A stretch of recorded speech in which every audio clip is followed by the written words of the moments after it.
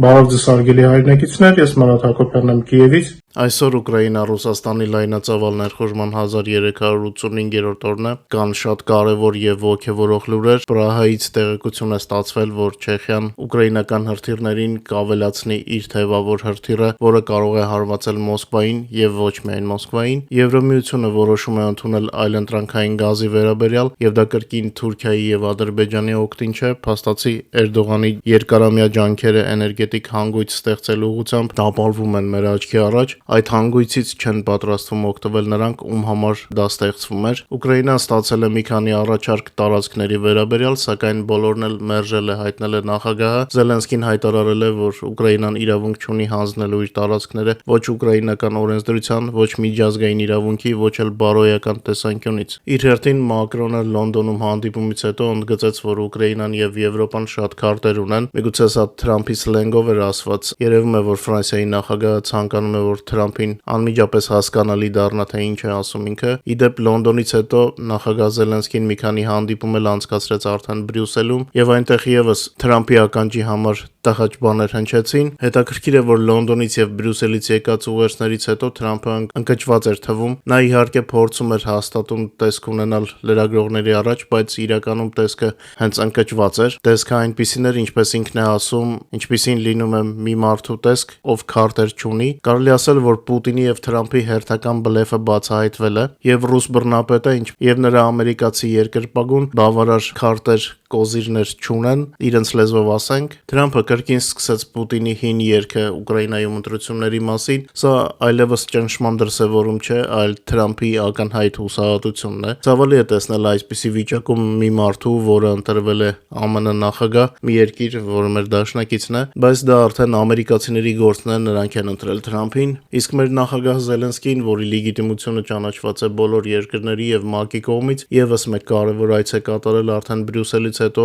գնացել է Վատիկան։ Հռոմի Պապի հետ հանդիպման ընթացքում քննարկվել են կարևոր հարցեր, դե գիտեք, Հռոմը շատ է օգնում գերիների փոխանակման հարցում, իսկ Պուտինը միևնույն ժամանակ ստորագրել է հրամանագիր 26 թվականին Պայեստազորի հավաքների մասին։ Սա ամենամյա հրամանագիր է, սակայն այս տարի նա այն ստորագրել է ավելի վաղ, քան սովորաբար։ Ռուսական զորքերի վիճակը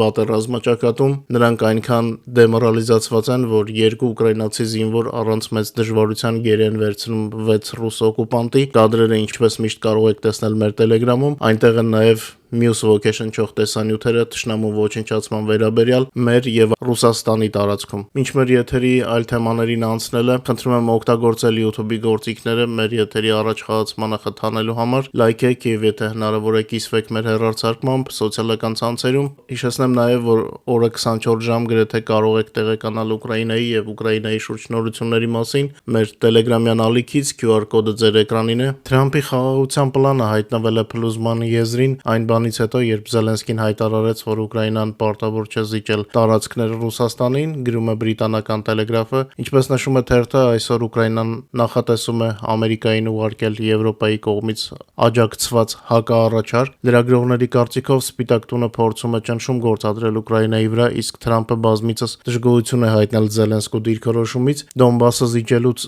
Զելենսկու հրաժարումը դժվար թե ընդունվի Մոսկվայի կողմից, ինչը կասկածի տակ է դնում Թրամփի պլանի հաջողությունը, գրում է Տելեգրաֆը։ Դա մեր լսարանը լավ գիտի, որ Մոսկվան հատուկ է նման առաջարկներ ներկայացնում, որպեսզի փչացնի հարաբերությունները Ուկրաինայի եւ Ամերիկայի միջև։ Ինձ թվում է մի օր Սպիտակ տունը դա արդեն վերջնականապես կանկալի։ Ամերիկայի մշտական ներկայացուցիչը ՆԱՏՕ-ում հայտարարել է, որ եթե խաղաղ լուծումը դառնա անհասանելի, Թրամփը կարող է հրաժարվել պատերազմի ավարտին հասնելու իր փորձերից։ Ստեղ են չէ ասել։ Եթե այդ փորձերը չլինեին, միգուցե ավելի շատ զոհեր չլինեին։ Իսկ Ուկրաինայի նախագահը պատմել է Լոնդոնում եւ Բրյուսելում կայացած բանակցությունների հիմնական թեմաների մասին։ Զելենսկին նշել է այն հիմնական հարցերը, որոնք քննարկվել են Լոնդոնում։ Մասնակիցները համաձայնեցրել են Ուկրաինայի անվտանգության երաշխիքների շուրջ հետագա աշխատանքը, քննարկվել է պատերազմից հետո վերականգնման որոշումների նախապատրաստումը, Ուկրաինայի աջակցության շարունակությունը, առաջնահերթությունների թվում են ՀՕՊ-ի ուժեղացումը,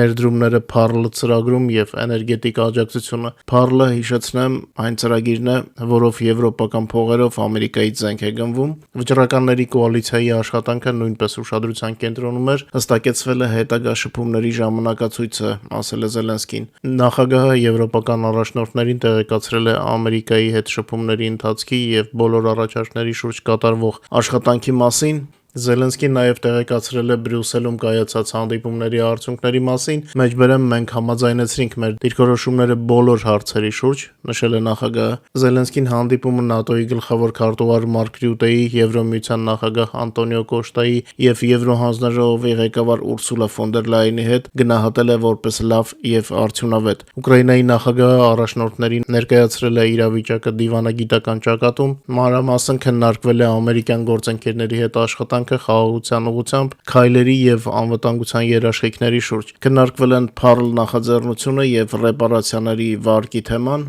Լեհաստանն ու Հունաստանը նախատեսում են ստանձնել առանցքային դեր Արևելյան Եվրոպայի գազամատակարարման գործում, աստիճանաբար փոխարինելով ռուսական մատակարարումները։ Ինչպես հաղորդում է Bloomberg-ը, Եվրոպայի հյուսիսային եւ հարավային ծովային սահմաններին գտնվող այս երկու երկրները արդեն ակտիվորեն զարգացնում են ենթակառուցվածքները հեղուկացված բնական գազի ընդունման եւ փոխադրման համար։ Ռազմավարական նպատակն է էներգիայով ապահովել այն երկրների, որոնք ծով ելք չունեն եւ քրիտիկականորեն կախված ներկրումներից։ Եվրոմիությունը մտադիր է ամբողջությամբ հրաժարվել ռուսական գազից, սպասվում է, որ 26-ից 27 թվականներին Ամերիկայից, Քաթարից եւ այլ տարածաշրջաններից հեղուկ գազի մատակարարումների ծավալը զգալիորեն կաճի, ինչը կհեշտացնի անցումը այլընտրանքային աղբյուրների։ Դե հաղորդման սկզբում արդեն ասացի, որ Էրդողանն ու Ալիևը այլ պլաններ ունեին այս առումով եւ հիմա պետք է նոր հնարքներ մտածեն նման ստորացուցիչ արհամարումից հետո։ Սա կարևոր մեսիջ է նաեւ տարածաշրջանային երկրների համար, որպիսի Մոսկվայի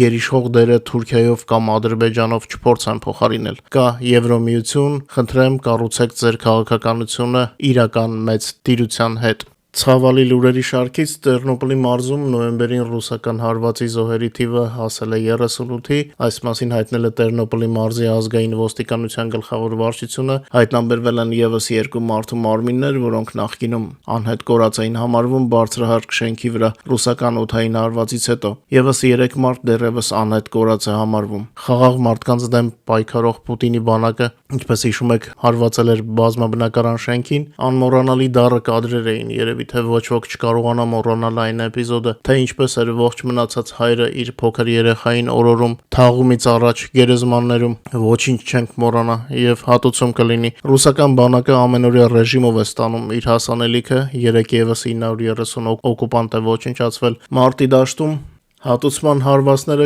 կավելանան շուտով։ Չեխիայում ներկայացրել են նոր Նարվխալ թևավոր հրթիռը, որը նախատեսվում է փոխանցել Ուկրաինային հարվածներ հասցնելու համար Ռուսաստանին։ Մշակողը LPP ընկերությունը արդեն անցկացնում է փորձարկումներ, իսկ վերջնական փուլը լինելու է դրա ստուգումը մարտական պայմաններում։ Առաջին կիրառումը սպասվում է 26 թվականի հունվար-փետրվարին, իսկ արդեն մարտին Չեխիան մտադիր է սկսել սերիական արտադրությունը։ Գրում է Ակտուալն է տեղական լրատվականը։ Այս հրթիռի արկայության դեպքում հարվածի տակ կարող են հայտնվել Մոսկվան եւ Էնգելսը։ Defense Express-ը վերլուծում է չեխական նախագիծը։ Փորձագետները նշում են, որ Նարվխալ հրթիռը նախատեսված է մինչև 680 կիլոմետր հեռահարության համար, ինչը բավական է թշնամու խորը թիկունքում գտնվող թիրախները խոցելու համար, ներառյալ Մոսկվան կամ ռազմավարական Էնգելս ավիաբազան, որտեղից օդ է բարձրանում ռուսական ստրատեգիական ավիացիան, ավելի ճիշտ այդ ավիացիայի կրճոնները, այ որ այդ կրճոններն լիկվիդացնենք, գործը ավելի թեթևանա, կմնա կառավարվող ավիառումբերի դեմ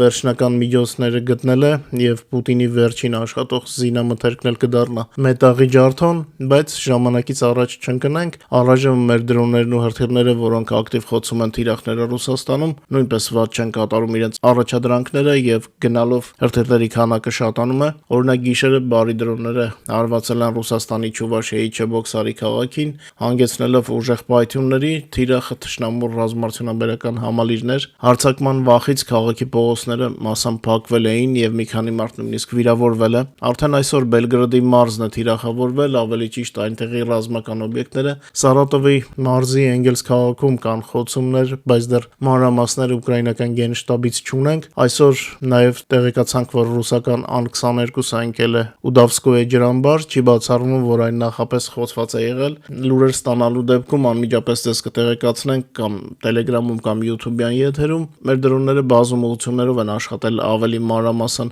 տեղադրել ենք նյութեր մեր Telegram-ում, կարող եք վայելել։ Անցնենք ռազմաճակատի լուրերին, առաջնագծում տեղի ունեցել 139 մարտական բախում, ամենաթեժ կետը շարունակում է մնալ Պոկրովսկն ու նրա շրջակայքը, որտեղ գրանցվել է 43 մարտական բախում։ Ուկրաինական զորքերը ոչնչացրել են եւս 930 ռուս օկուպանտ եւ 524 միավոր տեխնիկա եւ զինամթերք, այդ թվում 2 զրահապատ մեքենա, 27 հրետանային միջոց, 1 ռեակտիվ թշնամուկայան, 432 ռուսական տակտիկական դրոններ եւ 62 ռուսական բանակի տրանսպորտային եւ հատուկ միջոց։ Ուկրաինայի գլխավոր շտաբի գնահատականով լայնամասշտաբ պատերազմի սկսվելուց հետո ռուսական զորքերի ընդհանուր կորուստները կազմել են արդեն 1,182,610 օկուպանտ։ Գենշտաբի ռելիզը ձեր էկրաններին է։ Մեր հոպը խոցել է ռուսների 110 հարվածային միջոցներից 84-ը, սովորության համաձայն ռուսների թիրախում բնակելի շենքերն ու ենթակառուցվածքային օբյեկտներն էին։ Այսքանով ավարտեմ երեքշաբթի օրվա հաղորդումը, խնդրում եմ չմոռանաք լայքել եւ տարածել մեր եթերը, ձեզ ամենալավն ու բարին եմ ցանկանում եւ հուսամ կհանդիպենք արդեն վաղը էլ ավելի լավ լուրերով, բարով մնաք,